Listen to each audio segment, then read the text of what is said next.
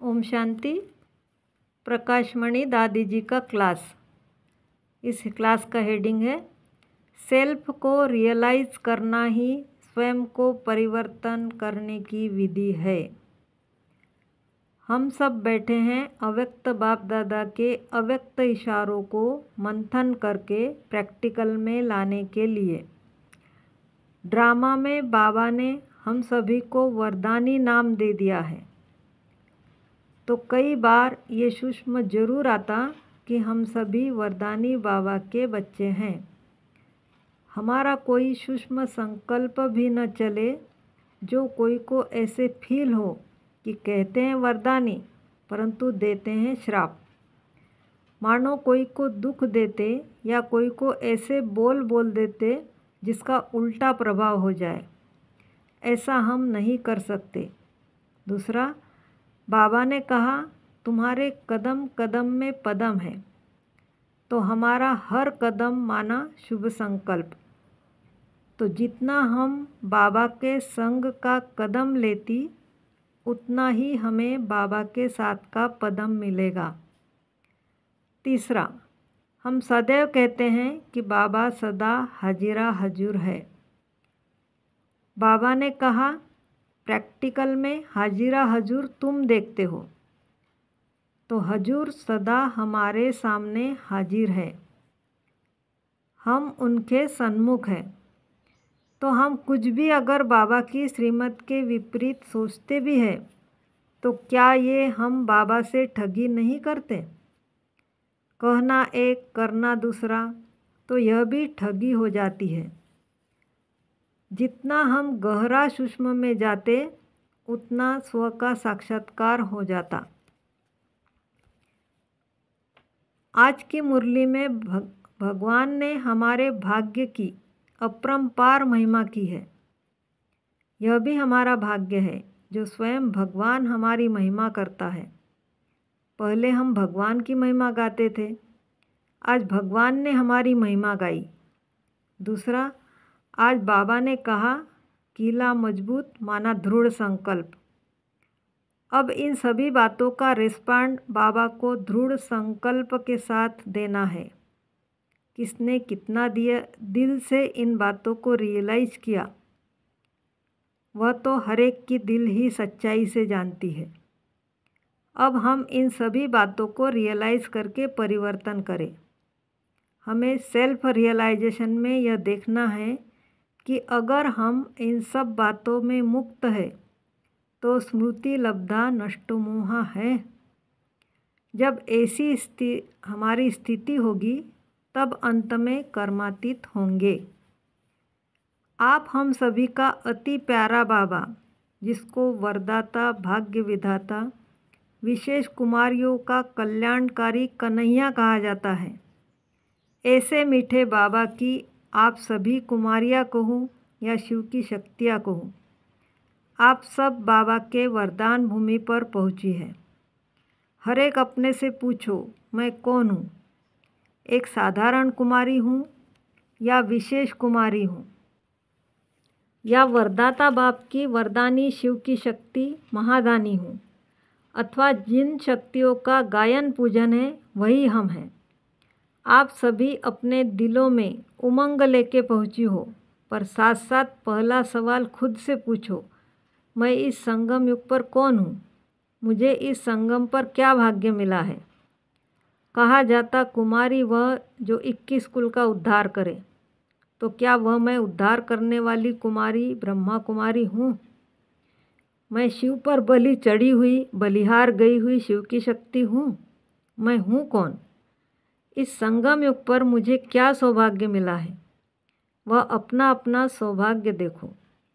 संगम युग पर भला बाबा के बच्चे गोप भी बनते, गोपिकाएँ भी बनती, माताएं भी है, तो प्रवृत्ति वाले भाई भी है, और सेवा में स्वतंत्र कुमार भी है। फिर भी बाबा ने ज्ञान का कलश हम कुमारियों के सिर पर रखा है। हम प्यारे मम्मा की हमजिन्स है। श्रेष्ठ ते श्रेष्ठ भाग्य है तो कुमारियों का। ड्रामा अनुसार कुमारी वह जिसे कोई भी कर्म का बंधन नहीं। कुमारी माना स्वतंत्र पंछी। कोई कमाने का बंधन नहीं, कोई घर की पालना करने का बंधन नहीं। अगर देखा जाए तो कुमारी के हाथ में विश्व की बादशाही का लड्डू है जो खाए और खिलाए, क्योंकि बाबा ने यह वरदान कुमारियों को दिया है। परंतु सवाल है, कुमारियाँ इतना स्वयं पर दृढ़ विश्वास रखने वाली हो? क्योंकि विश्व की बादशाही तो हमें मिलेगी, परंतु उनसे पहले विश्व को स्वर्ग बनाने की जिम्मेदारी है, रिस्पॉन्सिबिलिटी है। तो अभी सबसे पहले अपने आप से पूछो कि हम यहाँ क्यों आए हैं। यह सोच के कि हम जाकर ट्रेनिंग ले और सेवा के लिए अपने को तैयार करें। परंतु उनसे पहले यह पूछो कि मिला कौन है, हम किसके स्टूडेंट हैं। क्या यह दिल में अनुभव है, या कहते हैं कि बहनों ने से सुना है कि भगवान हमारा परम शिक्षक है। खुद से पूछो, हमें यह अनुभव है? अंदर से हमें यह निश्चय है कि हम किसके स्टूडेंट बनने आए हैं, किस कॉलेज की, किस विद्यालय की स्टूडेंट हैं। पढ़ाने वाला कौन है और क्या पढ़ाई दे रहा है। हमें गुरुओं का गुरु सद्गुरु की क्या श्रीमत है, वह हमें मालूम है। जानते हैं कि श्रीमत क्या है, और श्रीमत पर चलने से ही हमारा कल्याण है। श्रीमत ही हमारे जीवन का एक आधार है। लेकिन इन सब बातों से पहले अपने से पूछो कि हम किसकी संतान बने हैं, हमारा बाप कौन है। कहने में तो कह देंगे कि हमारा तो एक शिव बाबा ही बाप है, लेकिन इसको हम नहीं कहेंगे कि आप लोगों के दिल में यह कोई अनुभव है कि हमें वह भगवान मिल गया, हमें वह बाप मिल गया जिसकी हम सभी गोपियाँ हैं। गोपियों के दिल में एक ही गोपीनाथ है। गोपियों के दिल में सिवाय गोपी वल्लभ के कोई नहीं है। पहले यह निश्चय आता, यह अनुभव रहता कि हम कहाँ आए हैं, क्यों आए हैं, किसके पास आए हैं। हम कभी बहनों से अपना अनुभव पूछते तो कहती है, हमें बहनों की जीवन बड़ी अच्छी लगी। दूसरा जवाब देगी, हमें ज्ञान बहुत अच्छा लगा। तीसरा जवाब देगी, हमें सेवा बहुत अच्छी लगती है। लेकिन मुझे बाबा कितना अच्छा लगा, यह जिगर से शायद ही कोई सुनाते हैं। तब पूछती हूँ कि सुख क्या होता है, उसका अनुभव है। हाँ ठीक है, मज़े में हूँ, मज़े में हूँ। यह गोपियों का उत्तर नहीं होता है। तो हे कन्याएं, आप कन्याएं हो या कल्प पहले वाली गोपियाँ भी हो, गोपियों के मन में एक ही है। कौन? मुरलीधर। वह उसी मस्ती में रहती है। हम गोपी वल्लभ की गोपिकाएं हैं। तो क्या आप लोगों को पहले यह मस्ती है कि हमें भगवान मिल गया है? दुनिया जिसको पुकारती है वह मैंने जान लिया है, पा लिया, देख लिया। हम उनकी बनी हूँ। आप सब यहाँ क्यों आए हो? ट्रेनिंग लेने। यह तो ठीक है, परंतु मैं किसकी हूँ, इसकी ट्रेनिंग नहीं दी जाती है। यह ट्रेनिंग तो सेवा के लिए, ज्ञान के लिए है। लेकिन मैं किसकी हूँ, इसकी ट्रेनिंग नहीं होती। इसका तो दिल का अनुभव होता है। और जो अनुभव वाले होते हैं उन्हें एक बाबा के सिवाय दूसरा कोई उनको याद नहीं रहता। सदा उसी मस्ती में रहते हैं। कोई आपसे पूछे कि क्या आपको भगवान का अनुभव है? भगवान किसको कहते हैं? तुमने देखा है? तुमने पाया है क्या भगवान को? उसका तुम्हारे पास क्या अनुभव है? तो सबसे पहले आप लोगों को यह निश्चय चाहिए। निश्चय के आधार पर ही अनुभव हो सकता है। कहते हैं भला कोई सिर भी काट ले तो भी हम कहेंगे वह मेरा भगवान बाप है। इसके लिए चाहिए निश्चय। तो ऐसे निश्चय बुद्धि बन के आई हो, या अभी सुना है, ज्ञान अच्छा लगा है, ट्रेनिंग के लिए आए हैं? किसके पास आई हो? जानती हो परम बाप है, परंतु उससे तुम्हारा क्या नाता है? वही हमारा सब कुछ है। माता पिता, बंधु, स्वामी, सखा, पतियों का पति, देवों का देव। क्या ऐसा अनुभव है? कौन ऐसे अनुभव में मस्ती में गा सकती है, मुझे तो मिल गया भगवान? दिल के अनुभव से गाएगी।